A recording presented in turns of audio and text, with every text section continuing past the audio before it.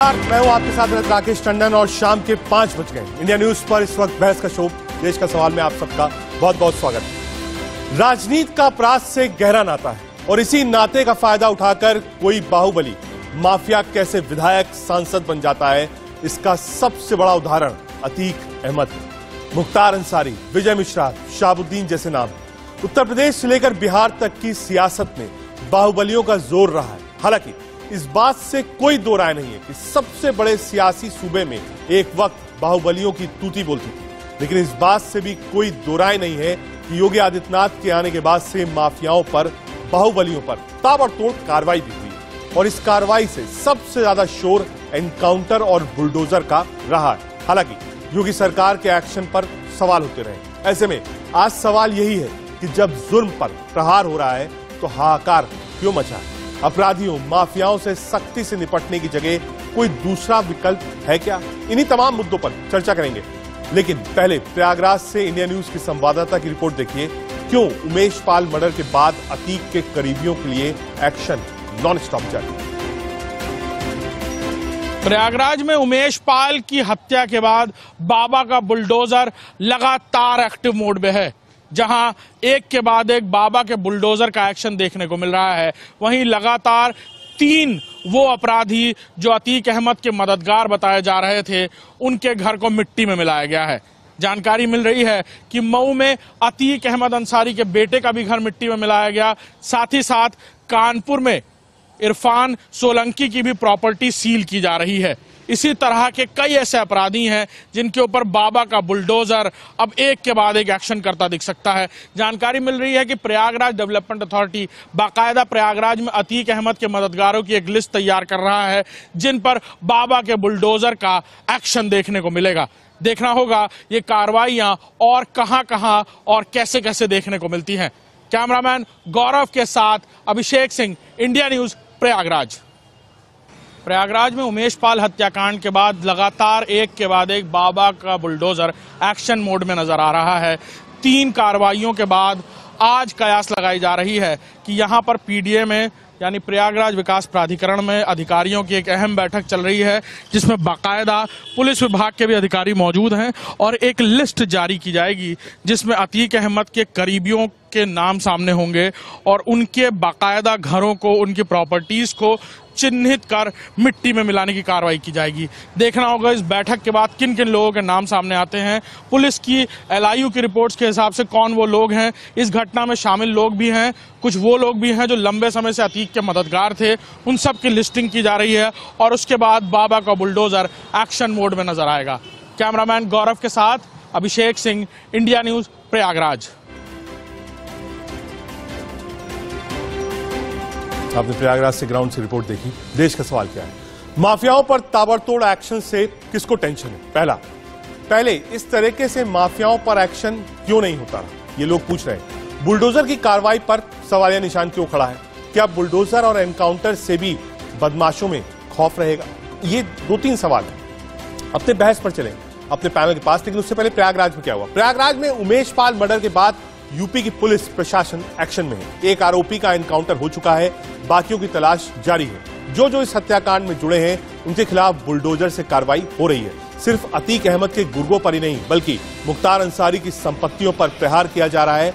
आज मऊ में मुख्तार के बेटे अब्बास के घर को ध्वस्त किया गया और आने वाले दिनों में भी माफियाओं के खिलाफ कड़ी कार्रवाई होती रहेगी। बहस पर चलते हैं। हमारे साथ राकेश त्रिपाठी, प्रवक्ता भारतीय जनता पार्टी की ओर से जुड़ रहे हैं, पंकज श्रीवास्तव, प्रवक्ता कांग्रेस पार्टी की ओर से हैं, महेश आर्य साहब, प्रवक्ता समाजवादी पार्टी की ओर से हैं, पीयूष मिश्रा, प्रवक्ता एसबी राजभर साहब की पार्टी से हैं और बिलाल खान स्टूडियो मेरे साथ राजनीतिक विश्लेषक हैं। शुरुआत राकेश त्रिपाठी जी आपसे ही करना चाहूंगा। 2 चीजें हैं। पहला, लॉ एंड ऑर्डर की स्थिति स्टेट का सब्जेक्ट है।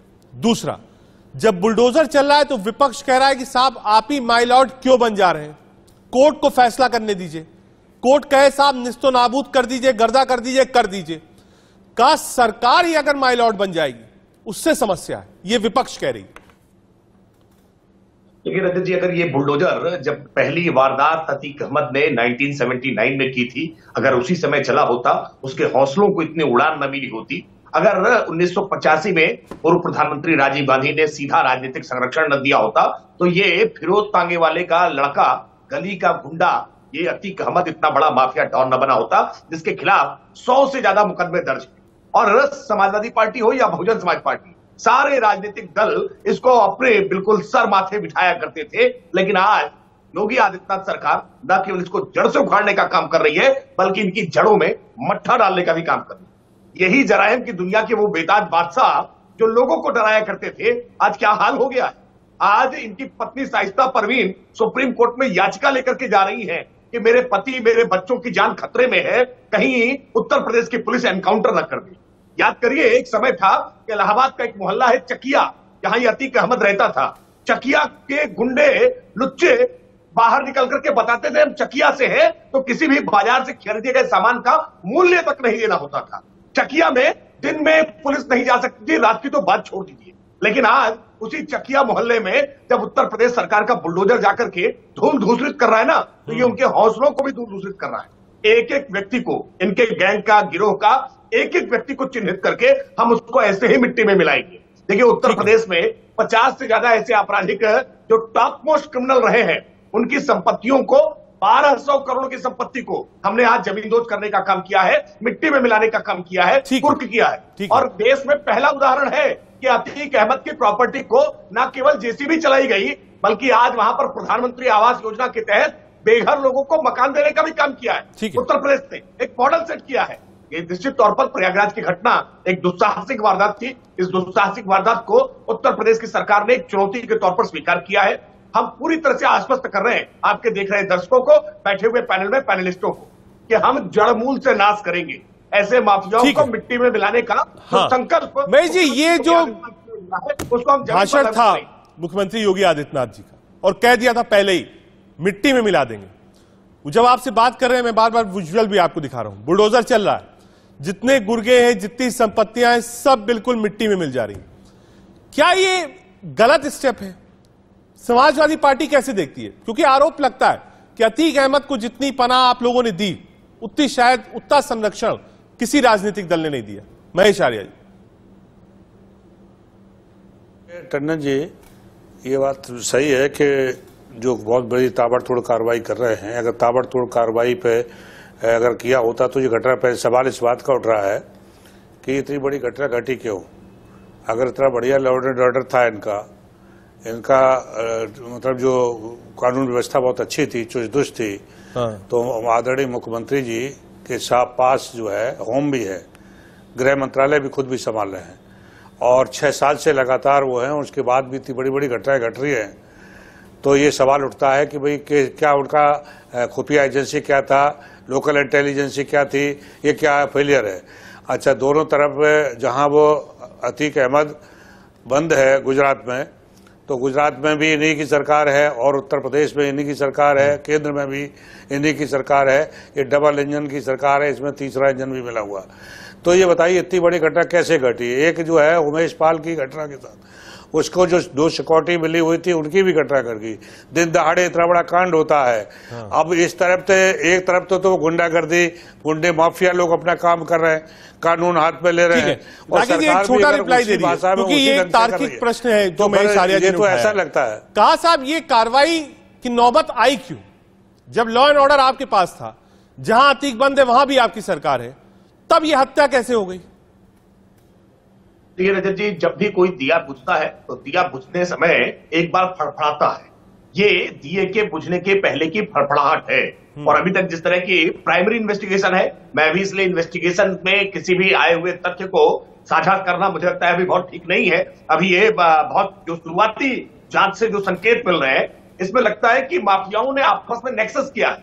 इसमें मुख्तार अंसारी के कुछ गुर्गों का भी शायद सहयोग मिला है, और ये प्रयास किया जा रहा है कि कैसे दम तोड़ती हुई उत्तर प्रदेश की माफिया व्यवस्था अपने आप की प्रदेश को दिखाए। लेकिन मैं फिर कह रहा हूं कि इसको हमने चुनौती के तौर पर स्वीकार किया है, और हम देश में हमारे उत्तर प्रदेश के जो बहादुर सैनिक हैं, जो गनर के तौर पर थे, वहां अपनी ड्यूटी पर थे, हम उनके बलिदान को, शहादत को व्यर्थ नहीं जाने देंगे। इस माफिया तंत्र के ताबूत में आखिरी कील ठोकने का काम उत्तर प्रदेश की योगी सरकार करेगी। ठीक है, बिलाल खान साहब पॉलिटिकल एनालिस्ट में साथ। बिलाल भाई, ये जो कार्रवाई हो रही है, कई लोगों ने इसको ट्विस्ट भी दिया है, और ट्विस्ट दिया है इसको धर्म के आधार पर।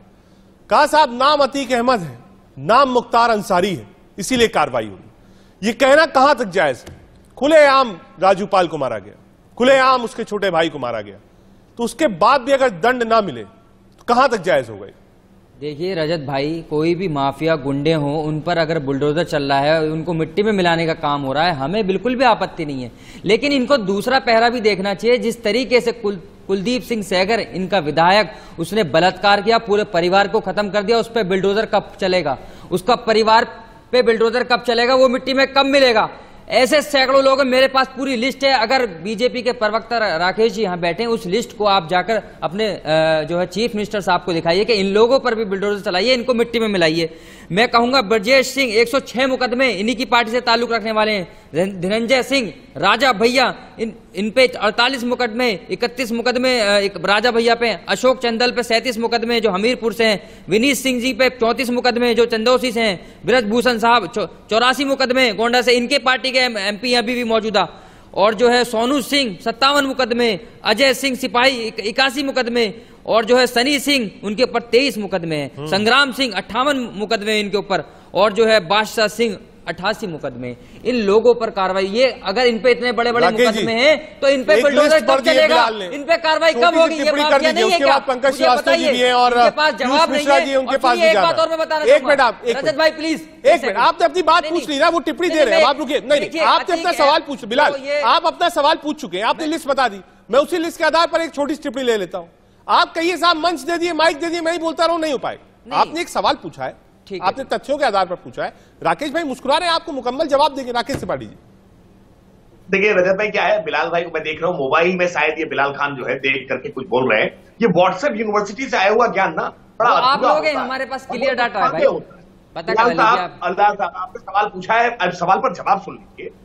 चुनौती देकर के कह रहा हूं, जितने नाम आपने पढ़े हैं इसमें ब्रजभूषण शरण सिंह को छोड़ करके कोई एक भी ऐसा नाम बताइए जिसको भारतीय जनता पार्टी ने विधायक बनाया हो, भारतीय जनता पार्टी ने सांसद बनाया हो, पार्टी का कोई पोर्टफोलियो से नवाजा हो, भारतीय जनता पार्टी ने किसी प्रकार का कोई इनके प्रति नरमी बरती हो। ये सारे जितने नाम आप ले रहे हैं ना, ये बसपा के, सपा के, ये आपसे भी ताल्लुक अच्छा है तो उत्तर प्रदेश से, सुनिए मेरी बात, अभी इस वक्त में कौन सी है? उत्तर प्रदेश के वासी है ना, उत्तर प्रदेश में ही रहते हैं सर। कानून सबके लिए बराबर है, चाहे वो सपा का हो, चाहे वो भाजपा का हो, कांग्रेस का हो। अगर मिट्टी में मिलाने की बात हो रही है अतीक अहमद को, तो इनको मिट्टी में कब मिला दिया जाएगा? और मैं बताऊंगा आपको, एक और बता रहा हूं, माइनॉरिटी के जिसमें अभी जो ये मर्डर हुआ है उसके अंदर आप ही के पार्टी के बड़ा भाई, उसका छोटा भाई उसमें मुलविस है, उस पर कार्रवाई कब होगी? उसको निकालने से फायदा नहीं होगा। ठीक है, हमारे साथ पंकज श्रीवास्तव जी भी जुड़ गए, कांग्रेस के प्रवक्ता है। पंकज जी, कांग्रेस पार्टी कैसे देखती है इसको? दो चीजें, एक तरफ पक्ष है कि साहब अगर कोई है तो वो मिट्टी में मिला दिया जाएगा, बुलडोजर चल रहा है देखिए प्रयागराज में। दूसरी तरफ कांग्रेस पार्टी है, विपक्ष है, सपा है, बसपा है, वो कहती है ठीक है साहब लॉ एंड ऑर्डर होना चाहिए, लेकिन लॉ एंड ऑर्डर अगर कोर्ट की दहलीज पर ही सब कुछ हो तो फिर एक्शन कैसे होगा? और एक कहा जाता है कि भय भिन्न होए ना प्रीत, कहा जब तक भय नहीं होगा तब तक प्रीत और शांति नहीं हो सकती। तो ये भय जरूरी है या आप मानते हैं कि न्यायिक प्रक्रिया से होना चाहिए जो भी हो? पंकज श्रीवास्तव जी। रजत भाई माफ करिएगा, आपने जो अभी कहा है वो मुझे थोड़ा डरा रहा है। वो इसलिए कि आप कह रहे हैं भय भिन्न होए न प्रीत, इसलिए भय जरूरी है, या फिर न्यायिक प्रक्रिया है। न्याय और भय ये एकदम विरोधाभासी है। अगर कोई भय होना चाहिए, किसी तरह का किसी को डर होना चाहिए, तो वो न्याय का डर होना चाहिए, वो अदालतों का डर होना चाहिए। आप एक लोकतंत्र में हैं, किसी की इच्छा कानून नहीं है कि हमारी इच्छा है कि हम इसको मिट्टी में मिला दें तो मिला देंगे, इसको नहीं चाहेंगे तो नहीं मिला देंगे। ये तो बड़ी खतरनाक बात है, क्योंकि अगर हम पूरी अपनी न्यायिक लोकतांत्रिक व्यवस्था को इस तरह से मिट्टी में मिला देंगे, दूसरे माफिया का घर तो बाद में मिट्टी मिलता है। और मेरा दावा है एक भी माफिया का घर इस वजह से मिट्टी में नहीं मिलाया गया कि उसने कोई वारदात की। आप जाइए, वो क्या कहते हैं कि इनका सब अवैध तरीके से बना हुआ मकान था।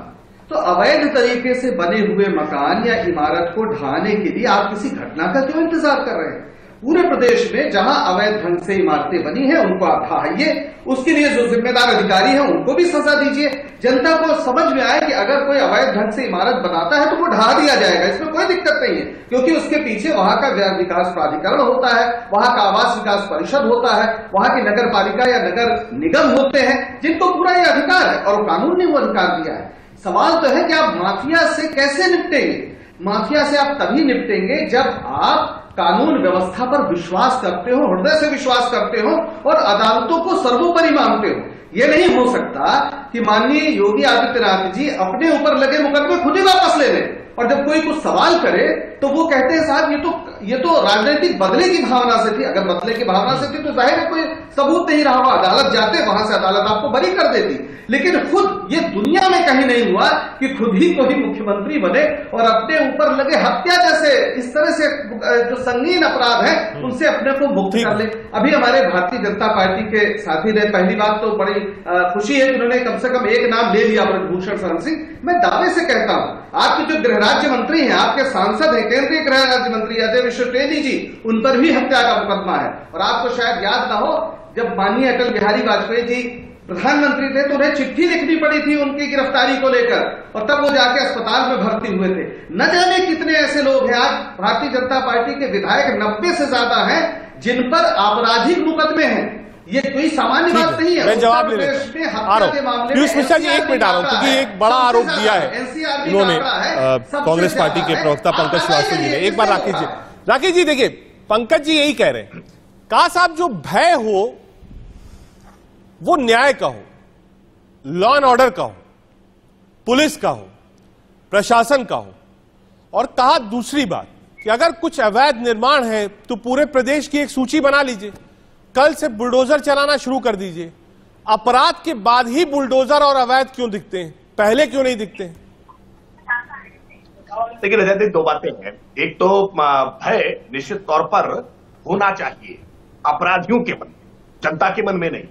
पहले भय होता था जनता के मन, इन अपराधियों का, इन माफियाओं का, इन दंगाइयों का, और आज भय है इन अपराधियों के मन में। और इसीलिए अपराधी तख्ती टांग करके आपको थाने में सरेंडर करते हुए भी दिखाई पड़ेंगे और मुख्तार अंसारी से लेकर के अतीक अहमद तक सुप्रीम कोर्ट और हाई कोर्ट पे गुहार लगाते हुए भी दिखाई पड़ेंगे कि हमें ट्रांजिट रिमांड पर मत भेजिए, हमें कोर्ट की सुनवाई जो है वो वीडियो कॉन्फ्रेंसिंग के थ्रू जेल के भीतर ही कर दीजिए। और कई बार अब तो जेल के भीतर भी डर लग रहा है कि कहीं जेल के भीतर ही रहे, हम निपट न जाए, हम मार न दिए जाए। ये माफियाओं के मन का भय ना आम जनता को निर्भय बनाता है और ये भरोसा जगाता है कि अब कोई माफिया को संरक्षण नहीं है। दूसरा एक सवाल पंकज जी ने उठाया मुख्यमंत्री योगी आदित्यनाथ जी के मुकदमे वापसी को लेकर। मैं एक बहुत आग्रह के साथ कहूंगा, ये पंकज श्रीवास्तव जी एक बड़ी राजनीतिक दल के प्रवक्ता है, इनकी पार्टी में एक लीगल सेल भी होगा। ये जरा लीगल सेल के अपने अधिवक्ताओं से एक बार परामर्श कर लें, हो सकता है इनको जानकारी ना हो।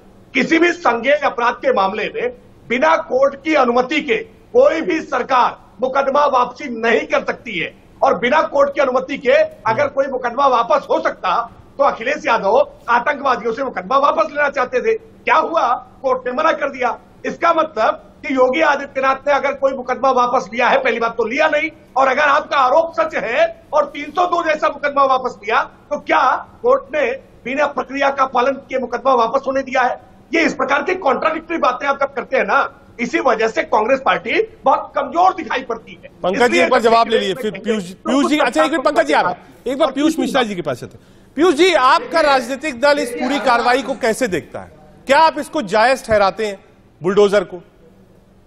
देखिए, जहां तक हमारी पार्टी की बात रही है और हमारे पार्टी के राष्ट्रीय अध्यक्ष जी का जो स्टेटमेंट था, देखिए ये जो बुलडोजर की प्रक्रिया है ये उत्पन्न क्यों हो रही है, माफिया इतने स्वतंत्र रूप से क्यों घूम रहे हैं, इन सब बातों को कहीं न कहीं आप गौर से देखिएगा तो जो पिछली सरकारें थी, पिछले मतलब भाजपा से पहले, चाहे सपा की रही हो चाहे बसपा की रही हो, इन्हीं सरकारों में ऐसे ये जघन्य अपराधी पल्लवित और पोषित हुए। उसका परिणाम क्या निकला? अगर तभी उन पर बुलडोजर चला होता तो आज उनकी हैसियत यह नहीं होती कि प्रसाद रूपी बम बांट रहे हैं, गोली चला रहे हैं, ऊपर से कार्बाइन लेके भाग जा रहे हैं। और कितनी बड़ी विडंबना की बात यह है टंडन जी कि जो सरकारी सुरक्षा में लोग लगे हैं वो अपनी शहादत दे रहे हैं इसके लिए। और उससे भी एक बड़ी बात मैं आपको बताऊं कि समाजवादी पार्टी उसकी आज हालत क्या है। समाजवादी पार्टी के एक सांसद हैं बर्फ जी, वो बयान देते हैं कि केवल एक जाति विशेष को टारगेट करके बुलडोजर चलाया जा रहा है। भाई जो उनके प्रसाद बांट रहे थे वो कौन सी जाति के थे, उसको भी तो आप देखिए,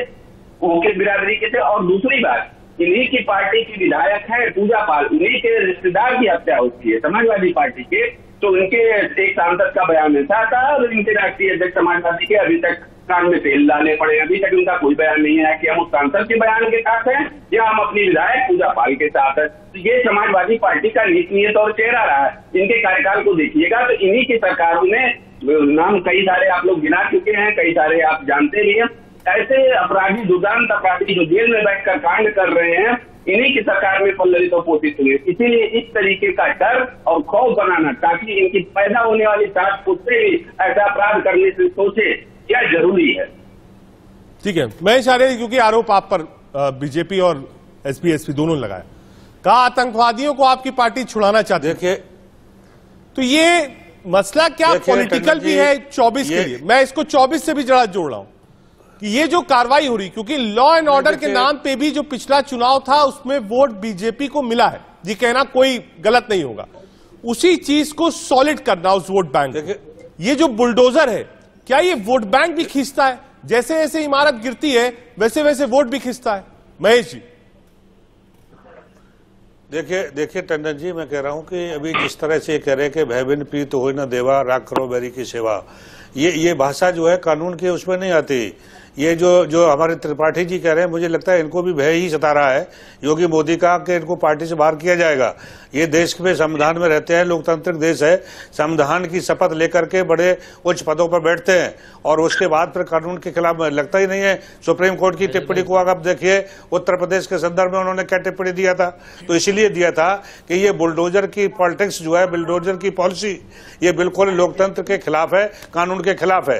ये लोकतंत्र के खिलाफ बुलडोजर बिलीफ नहीं है, कानून में नहीं है, न्यायपालिका में विश्वास नहीं है। अगर न्यायपालिका में विश्वास नहीं क्या इसलिए बुलडोजर, ये पूरा जनता के बीच में अखलाक खो चुकी है सरकार, इनको सरकार में रहने का हक नहीं है।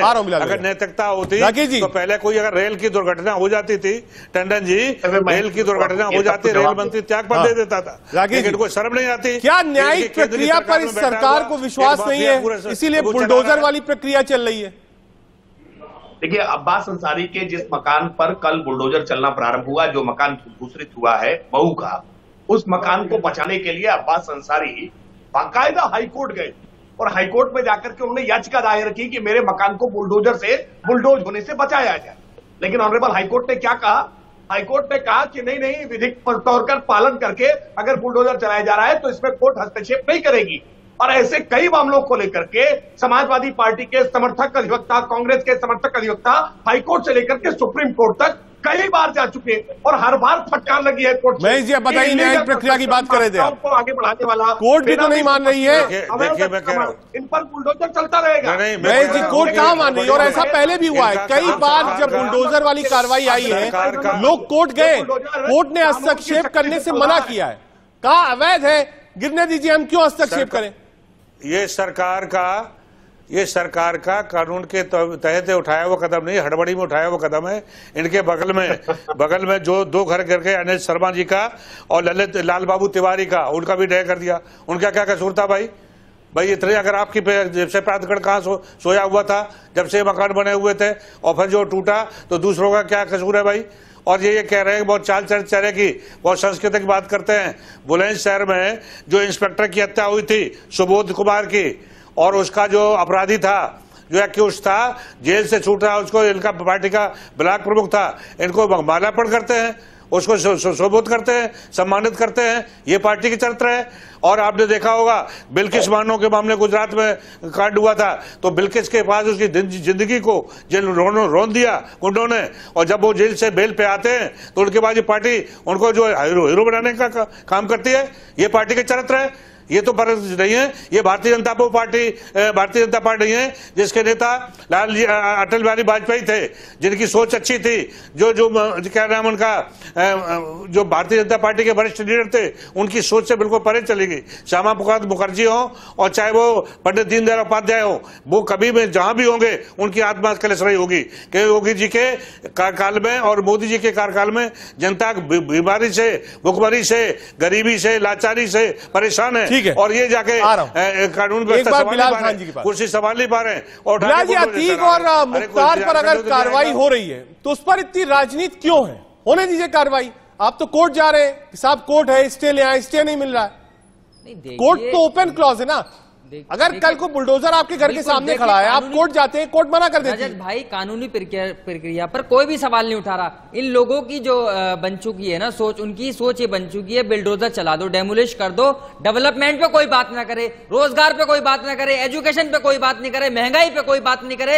आज इनके मुद्दे यही रहते हैं। नमाज को लेकर मुद्दा उठा दिया, 80-20 की बात करते हैं, देश में माहौल खराब करने की बात करते हैं, आए दिन रामजादे हरामजादे, ये इनके वो रह गए। डेवलपमेंट पे इन्होंने कुछ नहीं किया। इनको मुद्दों से भटकाना है, बिल्डोजर लाके डेमोलिश करके डेवलपमेंट की जो बात जनता पूछ रही है, आज महंगाई पे, डीजल पेट्रोल पे सवाल कर रही है, वो सवाल नहीं करें। इनको भौकाल मचाना है। ये कोर्ट से अपने आप को ज्यादा समझते हैं, इन्हें कानून समझ में नहीं आता। इनको ये है अगर किसी ने अपराध कर दिया उसके पूरे घर को, रिश्तेदारों को घर पे बिल्डोजर चला दे। ये कौन से कानून में लिखा हुआ है कि अगर मैंने अपराध कर दिया या किसी का मर्डर कर दिया या मेरे पूरे घर वालों के रिश्तेदारों पर बिल्डोजर चलाएंगे, उनके पार्टनरों को, घरों को उजाड़ देंगे। इनको मालूम नहीं है कि एक घर बनाने में जिंदगी गुजर जाती है और आप लोग उजाड़ने में 2 मिनट नहीं लगाते। आपकी मानसिकता समझ में आ गई है लोगों को।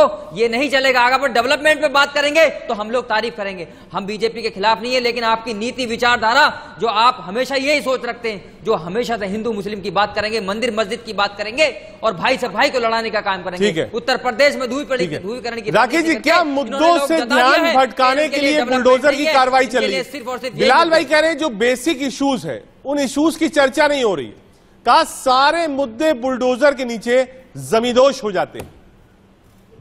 कौन चर्चा नहीं कर रहा है? मैं तो जानता हूं आप रोज शाम को 5 बजे जिसने किसानों को रोंदा, चलवाइए उसके घर पे बुलडोजर। उसके फादर मंत्री है, कैबिनेट मिनिस्टर है, इसलिए नहीं चलता। आपकी पार्टी के मंत्री अभी भी है, इसलिए बिल्डोजर नहीं चलेगा। आम जनता पे बिल्डोजर चलाएंगे। पहले बिलाल खान बोल रहे, जब ये चुप हो जाएंगे तो बोलिए, बताइए, आप बताइए क्यों नहीं बिल्डोजर चला अभी तक उस पर? आप लोग शांत रहना, थोड़ा 2 मिनट शांत रहिएगा। आप सवाल पूछते हो तो थोड़ा जवाब सुना भैया। देखिए ऐसा है, रजत जी की डिबेट में आप थोड़ा ज्यादा आया करो, थोड़ा कम बुलाते हैं। रजत जी इनको थोड़ा ज्यादा बुलाया करो, थोड़ा अभ्यास हो जाएगा कि किस किस तरह मुद्दे पे आप डिबेट करते हो। भाई उत्तर प्रदेश में इन्वेस्टर समिट हुआ, 32 लाख करोड़ के एमओयू सिग्नेचर हुए, तो क्या इस पर बहस नहीं हुई है?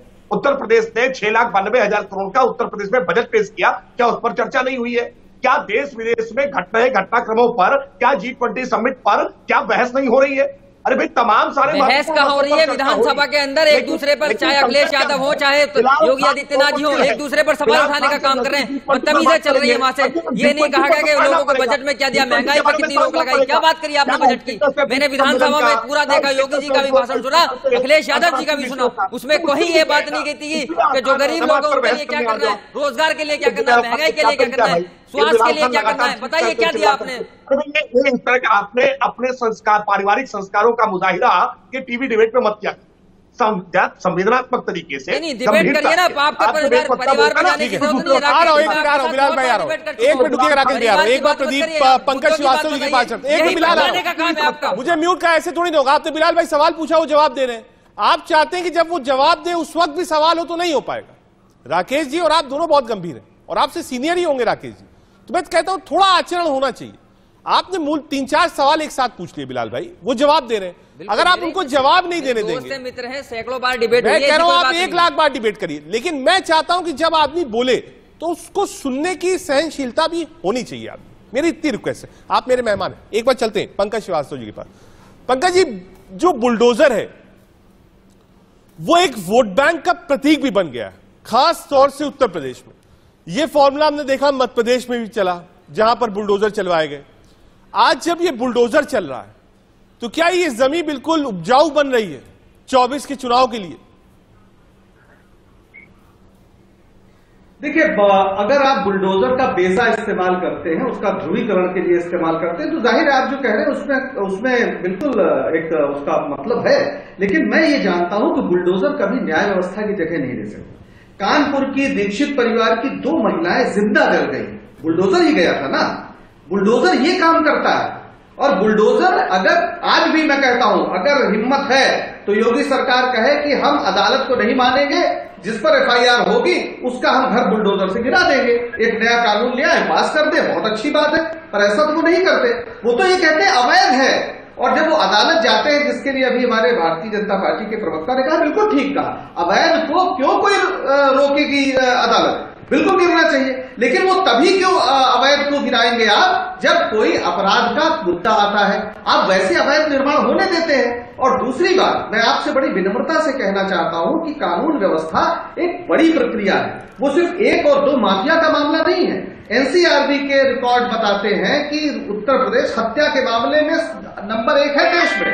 सिर्फ इलाहाबाद में हत्या नहीं हुई है, हर जगह रोज हत्याएं हो रही, रोज बलात्कार हो रहे हैं। और ये बताता है कि आपकी कानून व्यवस्था किस तरीके से चल रही है, किस तरीके से उत्तर प्रदेश आपने संभाला हुआ है। जब आप इनसे बात करिए तो कहते हैं 10 साल पहले वो सरकार थी, उसमें ये होता था।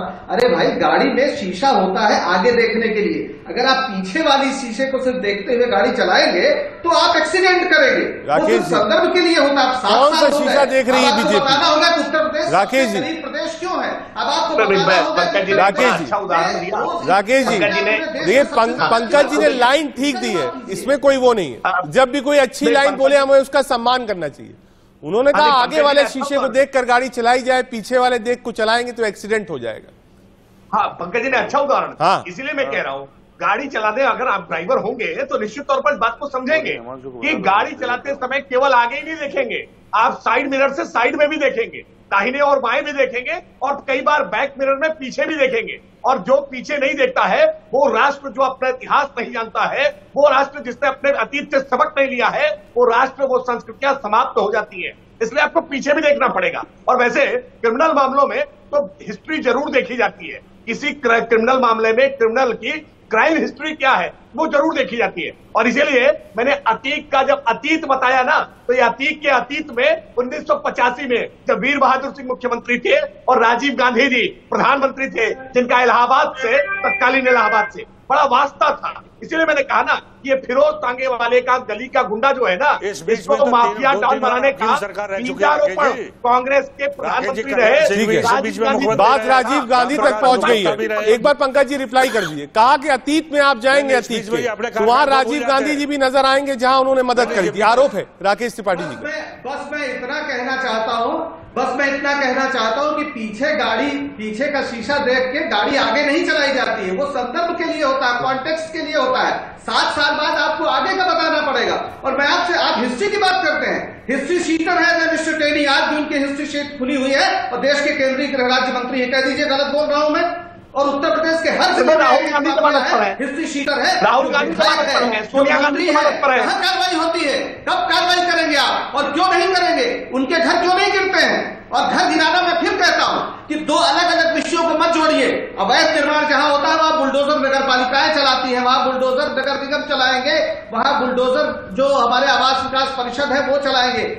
जो अदालतें होती है वो बुलडोजर की सजा नहीं देती है, वो फांसी पर चढ़ा देती है अगर आपने हत्या की है और आपके खिलाफ प्रमाण है। आप ये करेंगे ना, आप अदालत की जगह बुलडोजर लेके खड़े जाते हैं। आपने उत्तर प्रदेश को हत्या प्रदेश बना दिया। एनसीआरबी का आंकड़ा मेरा नहीं है, भारत सरकार का है। एनसीआरबी क्यों कहती है कि सबसे ज्यादा हत्या उत्तर प्रदेश में होती है? उसको रोकने की जिम्मेदारी। पंकज जी जवाब सुन लीजिए एक बार, बुलडोजर पर जवाब सुन लीजिए पहले एक बार। एक स्पष्टता कर देता हूं, अगर पंकज श्रीवास्तव जी का कोई अवैध निर्माण हो गया है, पंकज श्रीवास्तव जी ने कहीं अतिक्रमण कर लिया है, या किसी सामान्य व्यक्ति ने कोई अतिक्रमण कर लिया है, कोई अवैध निर्माण कर लिया है, नक्शा पास नहीं हुआ है, तो हम एक नागरिक के तौर पर, सरकार के तौर पर उनके प्रति उदारता रखेंगे। उन्हें कंपोनेंट तमाम जो जुर्माना होता है वो वसूल करके या किसी प्रकार से उसको विधिक तौर पर विधिक मान्यता के दायरे में लाने के लिए उनके प्रति उदारता बरतेंगे। लेकिन अगर किसी माफिया का होगा तो कोई उदारता नहीं बरतेंगे, कोई माफी नहीं देंगे। और माफिया के इलीगल कंस्ट्रक्शन पर बुलडोजर जरूर चलेगा। और ये हौसले पस्त करने के लिए, ये उनके भय को मिटाने के लिए, ये लोगों में भरोसा लाने के लिए ये आवश्यक है, तो ये सरकार जरूर करेगी, कोऑर्डिनेशन के साथ करेगी, नियमों की परिधि के दायरे में करेगी। और ये बार बार कह रहा हूं, ये बुलडोजर की कार्रवाई इलीगल नहीं है, इलीगल बिल्डिंग्स पर की गई कार्रवाई है, इसलिए बुलडोजर की कार्रवाई को इलीगल मत जानिए। पंकज जी, कुछ अवैध निर्माण तो नहीं है आपका? लीगल तौर पर समझिए। पंकज जी, राकेश जी कह रहे हैं कहीं कोई अवैध निर्माण आपका होगा, गलत तरीके से आपने कुछ बनवाया होगा तो आपको रियायत मिलेगी, लेकिन कोई माफिया गैंगस्टर होगा उसको नहीं मिलेगी। पहले तो आप ये क्लैरिफाई कर दिए कि कहीं कोई अवैध निर्माण तो नहीं है आपका। कहीं हो तो बता दिए राकेश जी, उसका सेटलमेंट कब में कराने को तैयार है? कह रहे हैं भाई पंकज राजनीतिक आदमी है, कब में मामला निपट जाएगा, पेनाल्टी दे के हो जाएगा काम, बुलडोजर नहीं चलेगा। पहले तो आप ये क्लैरिफाई कर दिए कि कहीं कोई अवैध निर्माण तो नहीं है आपका, वरना बुलडोजर बिल्कुल तैयार है। अरे साहब निर्माण ही नहीं है, अवैध निर्माण तो दूर की बात है। पर मैं दूसरी बात कह रहा हूं, मैं कह रहा हूं अगर मेरा भी अवैध निर्माण हो तो अभी जाके तोड़िए, ये इंतजार मत करिए कि कल मैं अपराधी हो जाऊं तब आप ये बात करेंगे। आप दो चीज को मिला क्यों रहे हैं? अरे दीक्षित परिवार की 2 महिलाएं जिंदा जली है इसी बुलडोजर के नाम पर। अब तो कम से कम सोचिए आप क्या कर रहे हैं। बुलडोजर को जब आप छोड़ेंगे तो उसमें ब्रेक आसानी से नहीं लगता, उसमें कौन कहां किसको कैसे गिरा देगा, पूरे समाज की न्याय व्यवस्था को तहस नहस कर देंगे। अरे जो हत्यारे हैं उनको फांसी की सजा होती है, उनके साथ जितने लोग होते हैं उम्र कैद बाहर नहीं आ सकते हैं। और आपका तो हाल यह है कि आप खुद मान रहे हैं कि अतीक अहमद ने ये हत्या कराई जो गुजरात में है, आपकी सरकार है।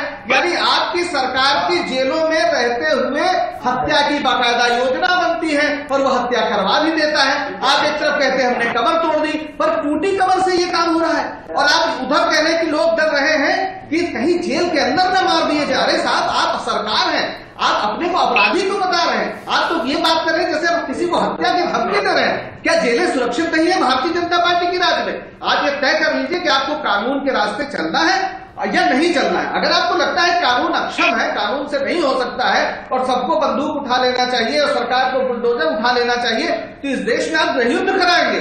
ये कोई, मैं ऐसी बात नहीं कह रहा हूं जो कोई बहुत पीयूष मिश्रा जी आ रहा हूं आपके पास, एक बार महेश आर्या जी के पास। महेश जी देखिए, घूम फिर के मामला राजनीति तक आ ही जाएगा। जो एक न्यायिक प्रक्रिया है वो अलग है, बुलडोजर अलग है, लेकिन एंड रिजल्ट तो राजनीति है, यानी वोट बैंक। क्या ये जो बुलडोजर वाली प्रक्रिया है, मैं बार बार उस मामले पर आता हूं क्योंकि ये बुलडोजर फेमस था पिछले विधानसभा चुनाव में, तो क्या ये लोकसभा में भी यही बुलडोजर चलेगा? रजत जी देखिए, ये जाने क्योंकि इनके पास सच्चाई से लड़ने के लिए, सच्चाई बताने के लिए कोई कुछ है नहीं। इन्होंने कुछ जनता को डिलीवर किया नहीं है, जनता को खोखला करने का काम किया है, चाहे वो केंद्र की सरकार हो चाहे स्टेट की सरकार हो।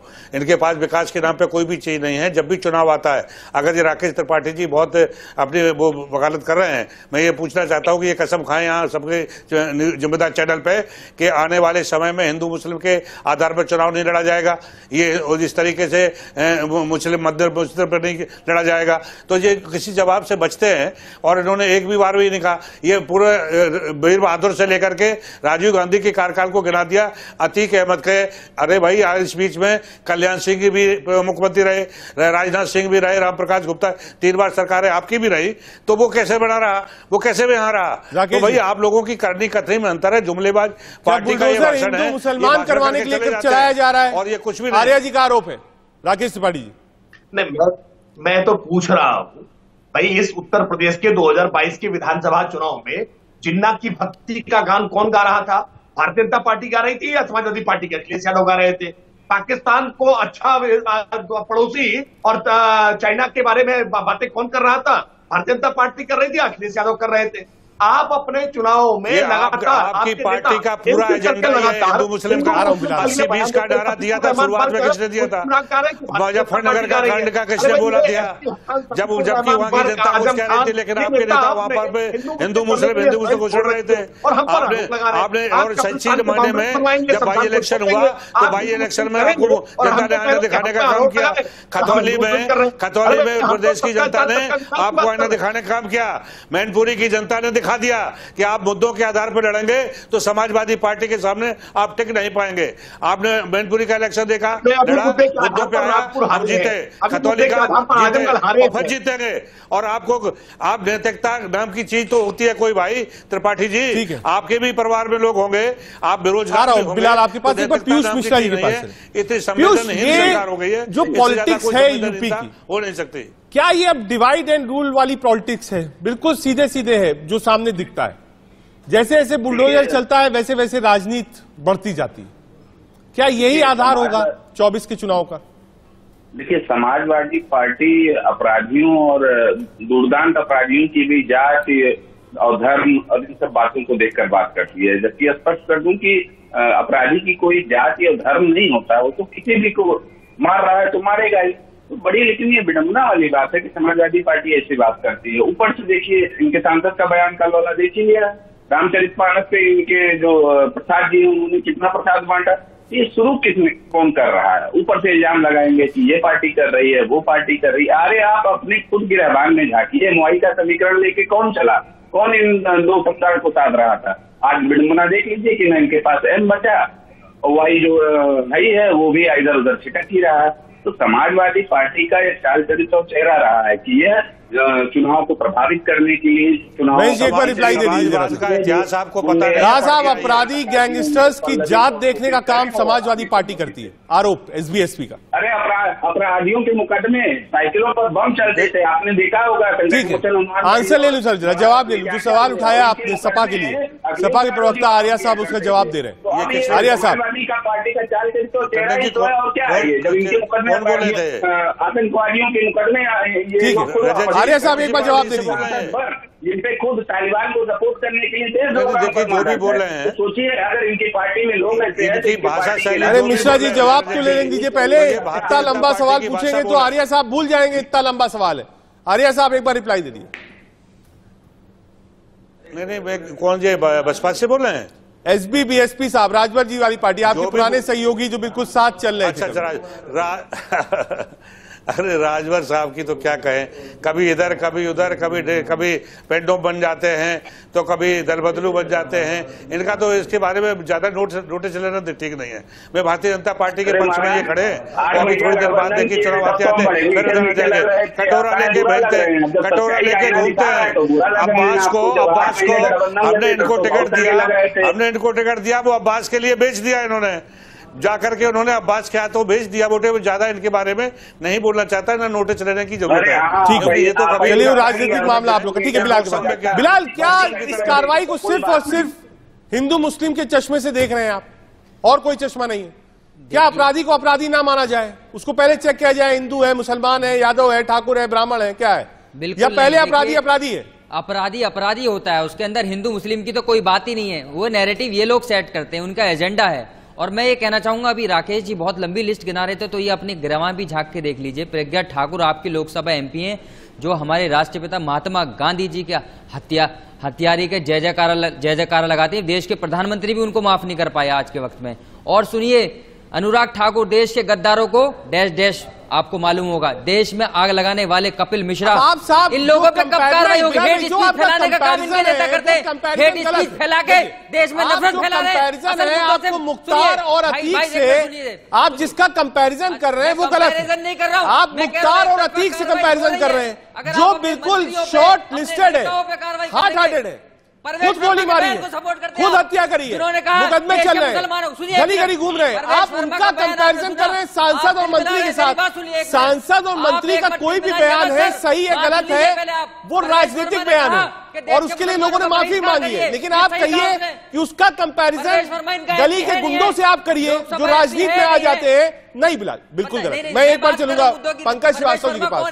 ठीक है, पंकज श्रीवास्तव जी के पास। पंकज जी, ये जो कंपैरिजन है, एक मिनट आ रहा हूं बिलाल, रुकिएगा आप एक मिनट। पंकज जी आपके पास।